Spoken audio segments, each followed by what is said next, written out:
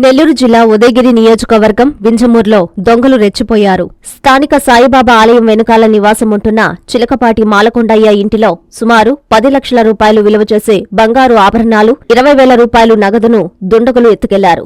దీంతో బాధితులు పోలీసులకు ఫిర్యాదు చేశారు. ఫిర్యాదు అందుకున్న కావలి డీఎస్పీ వెంకటరమణ తన సిబ్బందితో ఘటనా స్థలానికి చేరుకుని క్లూస్ టీం బృందం వేలిముద్రలు సేకరించారు. పోలీసులు కేసు నమోదు చేసి దర్యాప్తు చేపట్టారు. ఈ సందర్భంగా కలిగిరి సీఐ ఫిరోజ్ మాట్లాడారు. దొంగతనం ఎలా జరిగిందో బాధితుల ఫిర్యాదు మేరకు తెలియజేశారు. ఈ కార్యక్రమంలో స్థానిక ఎస్ఐ సిహెచ్ కోటిరెడ్డి, పోలీస్ సిబ్బంది ఉన్నారు.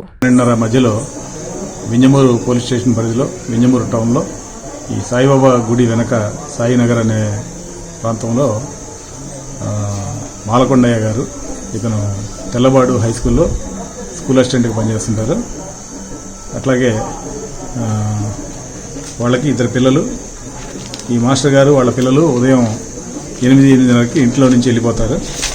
ఇంట్లో ఉండే వాళ్ళ భార్య నారాయణమ్మ, ఈవిడ టైలరింగ్ నేర్చుకునేదానికి 9:30కి ఇంట్లో నుంచి వెళ్ళిపోతుంది.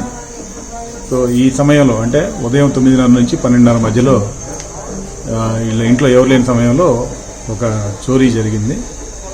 చోరీ జరిగిన విధానం అవన్నీ కూడా మేము పరిశీలించాము. ఈ చోరీలో గుర్తులేని దొంగలు ఇంట్లో ప్రవేశించి బీరువాలో ఉన్న 18.5 సవరు బంగారం, అట్లాగే 30,000 క్యాష్ ఈ దొంగిలించుకొని పోయినట్లుగా రిపోర్ట్ ఇచ్చారు.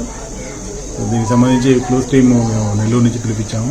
కొన్ని ఛాన్స్ ప్రింట్స్ డెవలప్ అయినాయి.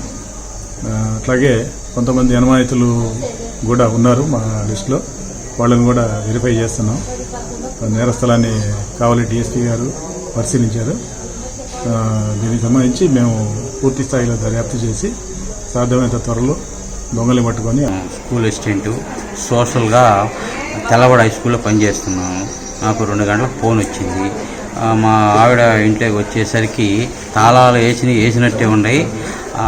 వంటరం దగ్గర కిటికీ గ్రిల్స్ తీసి దొంగ 2 బీరువాల్లో ఉన్నటువంటి సామాన్లు అన్నీ తీసుకుపోయి, గోల్డ్ తర్వాత మిగతా అన్ని డబ్బులు, ఒక 20,000 దాకా డబ్బులు తీసుకుపోయాడు. ఒక మిగతాది క్యాష్ పేరు